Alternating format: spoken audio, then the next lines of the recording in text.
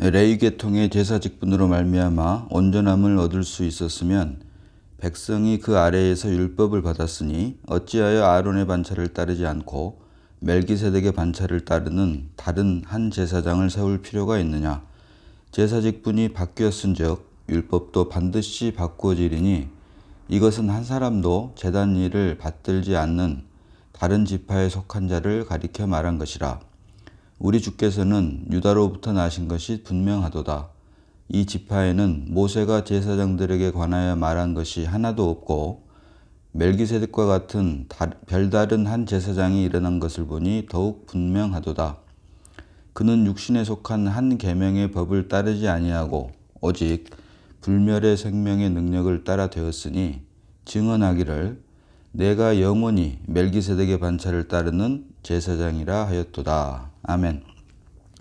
자, 오늘은 히브리서 7장 11절로부터 17절까지 보도록 합니다. 지난 시간에 말씀드린 대로 율법에는 613가지가 있다라고 했습니다. 613가지의 율법을 압축해 놓은 것이 10계명이다라고 보면 무리가 없다. 그런데 이 10계명은 하나님에 대한 부분과 사람에 대한 부분, 그리고 제4계명의 제사 직분과 관계된 것으로 구성되어 있는데, 히브리 기자가 쓴 히브리서가 말하는 율법은 제사 직분, 곧 제사 제도와 관계된 율법이다라고 하는 것을 반드시 놓치지 말아야 된다. 자, 지난 시간에 살펴보았습니다만은 마태복음 5장 봅니다. 자, 마태복음 5장 지난 시간에 봤지만 5장 17절로 18절 봅니다. 내가 율법이나 선지자를 폐하러 온 줄로 생각하지 말라. 폐하러 온 것이 아니요 완전하게 하려 함이라. 진실로 너희에게 이르노니 천지가 없어지기 전에는 율법의 1.1획도 결코 없어지지 아니하고 다 이루리라. 아멘. 이렇듯 예수님께서는 율법의 1.1획도 다 없어지지 아니하고 다 이룬다. 결코 없어지지 아니하고 다 이룬다라고 말씀하신 것을 우리가 볼 수 있습니다. 그런데 오늘 히브리서 7장 11절로부터 보면 12절, 특별히 12절 보니까 제사 직분이 바뀌었은즉 율법도 반드시 바꾸어지리니. 자, 이렇게 율법이 바뀌어진다라고 말을 하는 것을 보고 율법이 완전하지 않는 것 아니냐라고 생각하는 사람들이 있지만, 여기서 말하는 율법은 하나님과 사람에 대한 부분이 아닌 제사 직분과 관계된 것이라고 말씀을 드렸고, 굳이 살펴본다면 마태복음 5장 21절로 22절 봅니다. 21절로 22절. 옛사람에게 말한 바 살인하지 말라. 누구든지 살인하면 심판을 받게 되리라 하였다는 것을 너희가 들었으나, 22절로 나는 너희에게 이르노니 형제에게 노하는 자마다 심판을 받게 되고 형제를 대하여 라가라 하는 자는 공회에 잡혀가게 되고 미련한 놈이라 하는 자는 지옥불에 들어가게 되리라. 아멘. 자, 여기서 본 것처럼 옛사람에게 말한 바 살인하지 말라. 누구든지 살인하면 심판을 받게 되리라 하였다는 것을 너희가 들었으나. 이것이 율법입니다. 살인한 자는 살인을 받게 됩니다. 심판을 받게 됩니다. 그런데 신약에 와서는 나는 너희에게 이르노니 형제에 대하여 노하는 자마다 심판을 받게 되고, 구약 율법에서는 어떤 행위로 나타나야지 겉으로 드러나는 것만을 심판을 받게 됐는데, 신약에 와서는 예수님께서 하신 말씀이 나는 너희에게 이르노니 형제에게 노하는 자마다 심판을 받게 되고 형제를 대하여 라가라고 하는 자는 공회에 잡혀가게 되고 미련한 놈이라고 하는 자는 지옥불에 들어가게 되리라. 이렇게 어떤 행위를 실천하지 않았어도 마음으로 어떤 생각만 품고 있어도 이미 심판을 받게 된다. 구약 율법에서는 어떤 행위를 실행했을 때 심판을 받게 되지만 신약 은혜 시대에 와서는 이러한 것들이 더욱더 강화돼서 마음으로 어떤 생각만 품어도 이미 죄를 지은 걸로 하나님께서는 간주하신다라고 하는 것. 굳이 신약에 와서 율법도 바꾸어지리니, 히브리서 7장 12절 하반절에 말하는 율법도 반드시 바꾸어지리니라고 하는 것을 우리가 맞춰서 생각을 한다면, 신약에 와서는 이러한 율법이 하나님에 대한 부분이나 사람에 대한 부분, 이러한 율법이 구약 율법보다도 신약에 와서는 훨씬 더 강화되었다라고 하는 것을 우리가 볼 수가 있습니다. 어찌됐든 히브리서가 말하는 율법은 제사 직분, 곧 제사 제도와 관계된 것임을 우리가 놓치지 말아야 된다. 그래서 제사 직분이 바뀌었은즉 율법도 반드시 바꾸어지리니라고 말을 하고 있는 것입니다. 이어서 13절 보니까 이것은 한 사람도 제단 일을 받들지 않는 다른 지파에 속한 자를 가리켜 말한 것이라 라고 하면서 14절과 15절로 우리 주께서는 유다로부터 나신 것이 분명하도다. 이 지파에는 모세가 제사장들에 관하여 말한 것이 하나도 없고 멜기세덱과 같은 별다른 한 제사장이 일어난 것을 보니 더욱 분명하도다. 이렇게 기록을 하고 있습니다. 자, 14절 상반절 보니까 우리 주께서는 유다로부터 나신 것이 분명하도다 라고 말을 하고 있습니다. 창세기 49장 10절로 봅니다. 창세기 49장 10절입니다. 규가 유다를 떠나지 아니하며 통치자의 지팡이가 그 발 사이에서 떠나지 아니하기를 실로가 오시기까지 이르리니 그에게 모든 백성이 복종하리로다.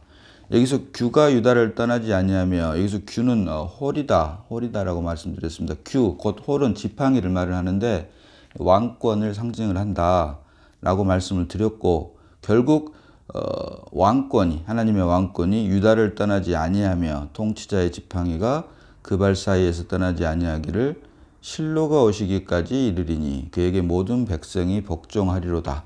이렇듯 창세기 49장 10절에서 야곱이 그 12 아들에게 축복을 하면서 한 말씀을 근거로 히브리서 7장 14절은 우리 주께서는 유다로부터 나신 것이 분명하도다라고 말을 하고 있습니다. 이어서 하는 말이 이 지파에는 모세가 제사장들에 관하여 말한 것이 하나도 없고, 15절로 멜기세덱과 같은 별다른 한 제사장이 일어나는 것을 보니 더욱 분명하도다. 아멘. 이렇듯 14절과 15절, 히브리서 7장 14절과 15절을 보니까 여기서도 다시 멜기세덱에 관한 말을 언급을 하고 있는데, 창세기 49장 22절로 24절 봅니다. 22절과 24절. 요셉은 무성한 가지, 곧 셈 곁에 무성한 가지라. 그 가지가 담을 넘었도다. 24절로 요셉의 활은 도리어 굳세며 그의 팔은 힘이 있으니 이는 야곱의 전능자 이스라엘의 반석인 목자의 손을 힘입음이라. 아멘. 자, 이렇듯 우리 주께서 유다로부터 나신 것이 분명하도다라고 하면서 야곱이 유다를 축복하면서 하신 말씀이 창세기 49장 10절인데, 이어서 같은 장 22절로 24절을 보니까 요셉에 대한 이야기를 또 하고 있습니다. 이렇게 유다와 요셉을 대비시켜서 말을 하고 있듯이 15절 보니까 14절 15절을 보니까 제사장들에 대한 이야기를 하면서 또 멜기세덱과 연결을 시켜서 말을 하고 있습니다. 그래서 왕권이 유다로부터 난 것이 분명하도다라고, 우리 주께서 유다로부터 나신 것이 분명하도다.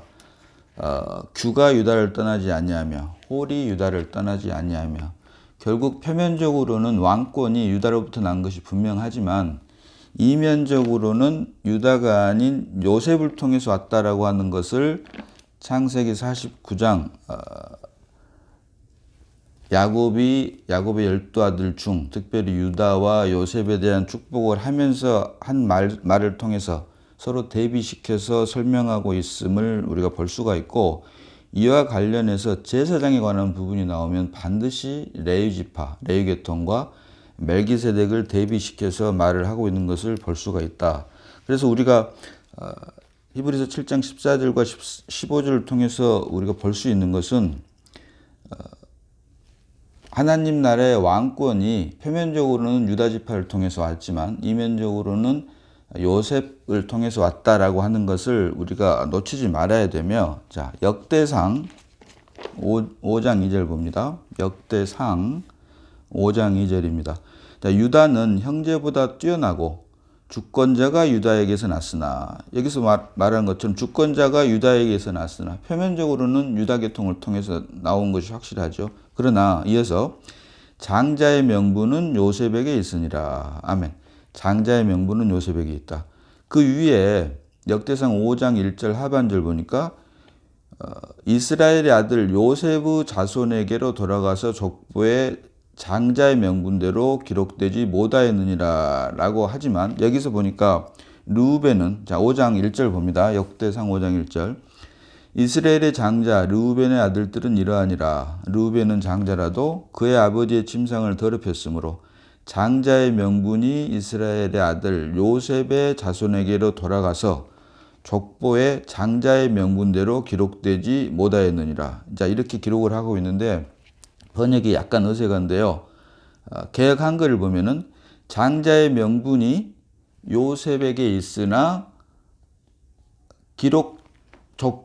명분대로 기록되지는 못할지니라 라고 개역 한글에는 번역을 하고 있습니다. 다시 말해서 르우벤이 아비의 침상을 더럽혔고, 그다음에 그 두 번째 시므온과 레위가 이스라엘 백성들이 모세가 십계명을 받으러 신산에 올라갔을 때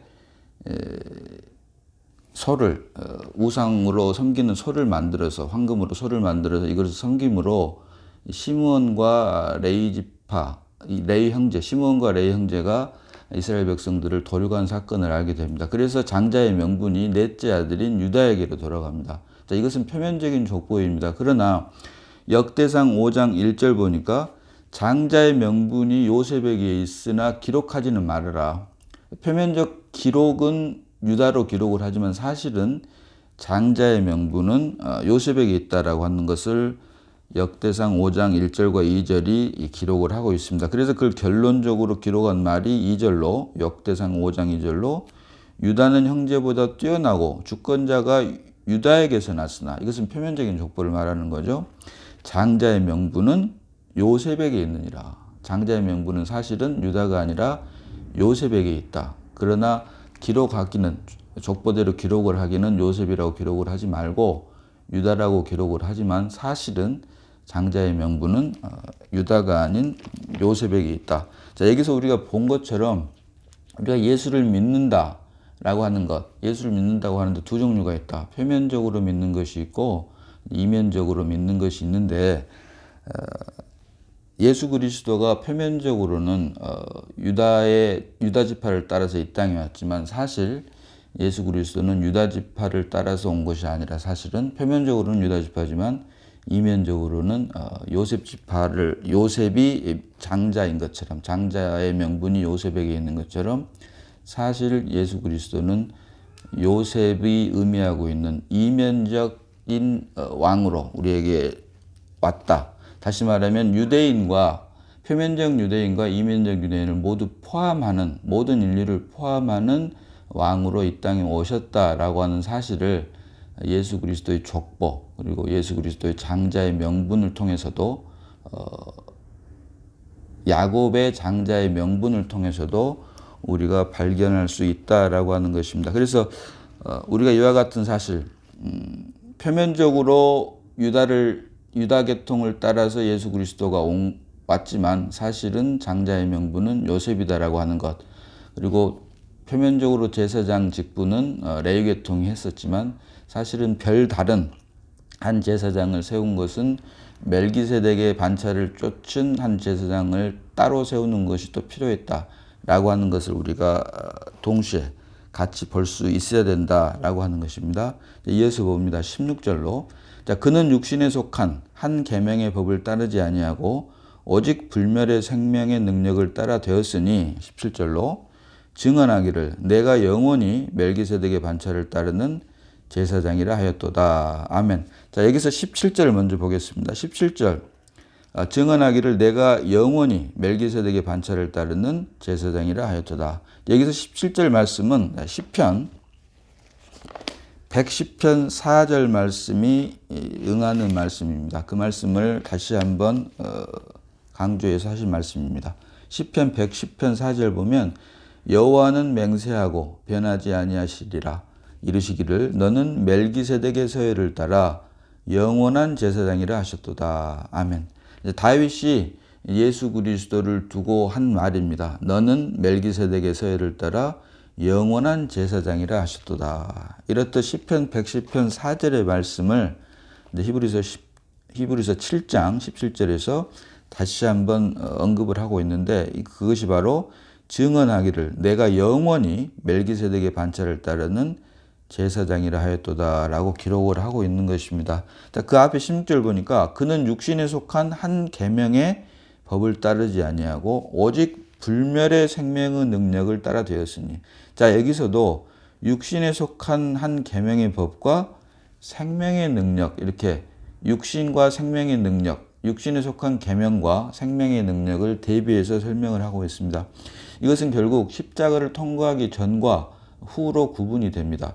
십자가를 통과하기 전이 바로 육신에 속한 계명의 법이고, 십자가를 통과한 후가 바로 생명의 능력이다라고 할 수가 있는데, 자, 이와 관련해서 17절에 이미 말씀드렸지만 제사장을 언급할 때도 레위 지파, 레위 계통에 속한 제사장과 그렇지 아니한 멜기세덱의 반차를 쫓는 제사장 직분, 곧 예수 그리스도가 우리에게 필요하다, 예수 그리스도를 우리에게 주셨다, 이렇게 제사장 직분에 관해서도 육신에 속한 계명의 법 때 생명의 능력을 대비시켜서 십자가를 지기 전과 후로 설명을 하고 있는 것처럼 육신에 속한 레위 지파와 생명의 능력에 속한 멜기세덱, 이렇게 두 가지로 제사장 직분도 나누어서 대비시켜서 우리에게 설명을 해주고 있다라고 하는 것입니다. 그래서 우리가 성경을 통해서 예수 그리스도를 믿게 되는 것이 참 큰 은혜인데, 가장 큰 은혜 중에서도 가장 큰 은혜는 우리로 하여금 우리는 도저히 예수 그리스도를 믿을 수 없음에도 불구하고 하나님께서 우리로 하여금 예수 그리스도를 믿는 믿음을 주신 것이 바로 은혜 중에서 가장 큰 은혜라고 할 수가 있습니다. 사실 생각해 보면 우리는 결코 누구를 믿을 수가 없습니다. 더군다나 예수 그리스도가 우리의 생명, 내가 버젓이 살아있음에도 불구하고 예수 그리스도가 우리의 새로운 생명이 되었다고 하는 것은 정말 은혜 중에서도 큰 은혜입니다. 그런데 이 은혜를, 성경이 말하는 은혜를 성경대로 우리가 받아들이고 살아내기 위해서는 우리가 표면과 이면, 다시 말하면 표면적 유대인과 이면적 유대인, 바울이 로마서 2장 28절과 29절에서 말한 것처럼 표면적 유대인이 아니고 오직 이면적 유대인이 유대인이다라고 말한 것처럼 표면적 유대인과 이면적 유대인, 그리고 육에 속한 사람과 영에 속한 사람, 육체대로 예수 그리스도를 아는 것과 성령 안에서 예수 그리스도를 아는 것, 이렇게 십자가를 지기 전과 십자가를 진 후를 우리가 반드시 분별해낼 수 있어야 된다. 우리가 예수를 믿는, 우리에게 하나님께서 예수를 믿는 믿음을 주신 이유는 사실은 우리로 하여금 하나님의 아들들이 되게 함으로 창세 전부터 계획하신 하나님의 기쁘신 뜻인 독생자이신 예수를 맏아들 되게 하기 위함이다라고 하는 사실을 우리가 잊지 말아야 됩니다.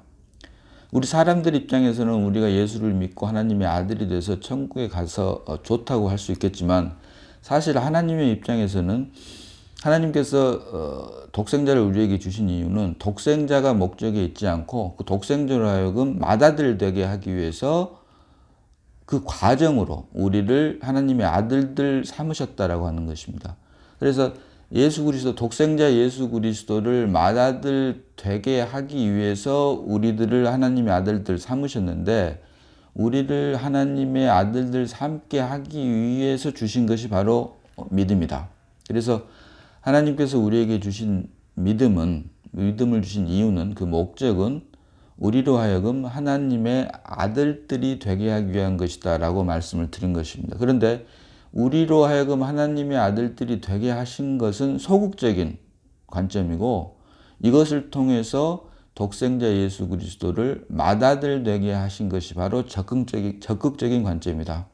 그래서 다시 말씀드리지만 창세 전부터 계획하신 하나님의 예정은 예수 그리스도, 독생자 예수 그리스도를 맏아들 되게 하기 위한 것이 바로 하나님의 기쁘신 뜻 안에 있는 하나님의 예정이다. 그래서 이것을 위해서 우리에게 믿음을 주셨다. 다시 말씀드리지만 우리가 예수 믿고 천국 가는 것은 우리 입장에서는 좋은 입장이지만 그것은 소극적인 관점이다.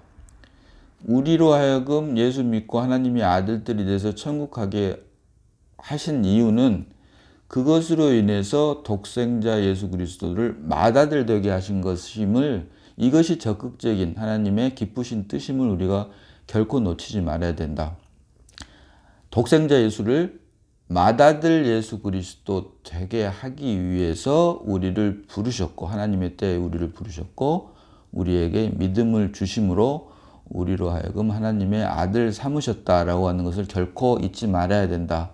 사람들의 입장에서는 우리가 하나님의 아들들이 됐기 때문에 독생자가 맏아들이 됐다라고 할 수 있지만 하나님의 입장에서는 먼저 예수 그리스도를 맏아들 되게 하셨기 때문에 그것을 성취하기 위한 과정으로 우리로 하여금 하나님의 아들들 되게 하기 위해서 우리에게 믿음을 허락하셨다라고 하는 것을 우리가 반드시 잊지 말아야 된다. 구속도, 구원도, 구원의 순서, 창조와 구속을 통해서 이루어지는 구원도 이미 말씀드렸지만 예수님께서 십자가에서 다 이루었다라고 하신 그 사실을 근거, 이미 이루어진 사실을 근거로 그것을 완성해 가기 위해서 우리를 부르셨다. 그래서 창조와 구속도 결국 사람의 입장에서 볼 때는, 크로노스의 시간에서 입장에서 볼 때는 창조가 먼저고 구속이 나중이지만 카이로스 입장에서 볼 때, 하나님의 관점에서 볼 때는 이미 이루어진 구속을 이루기 위한 과정으로, 예표로 창조 역사를 이루셨다라고 하는 것을 말씀드린 이유가 바로 거기에 있습니다. 아무쪼록 하나님께서 우리에게 믿음을 주신 이유는 우리로 하여금 하나님의 아들들이 되게 하기 위한 것입니다. 이것은 변치 않는 사실이고 이것이 또한 은혜입니다. 그러나 이것은 소극적인 관점이고 적극적인 관점은 그것으로 인해서 그 목적이, 최종 목적이 독생자 예수 그리스도를 맏아들 예수 그리스도로 삼기 위해서 그 과정으로 우리를 부르셨고 우리에게 믿음을 허락하셔서 하나님의 아들들이 되게 하셨다라고 하는 사실을 잊지 말아야 된다. 이렇게 우리가 성경을 볼 수 있을 때 창조와 구속의 관계는 물론이고 나는 죽고 그리스도가 우리를 살아내므로 오직 하나님의 만족과 기쁨이 되는 우리의 삶이 될 것입니다. 자, 오늘은 여기까지 보도록 합니다. 기도하겠습니다.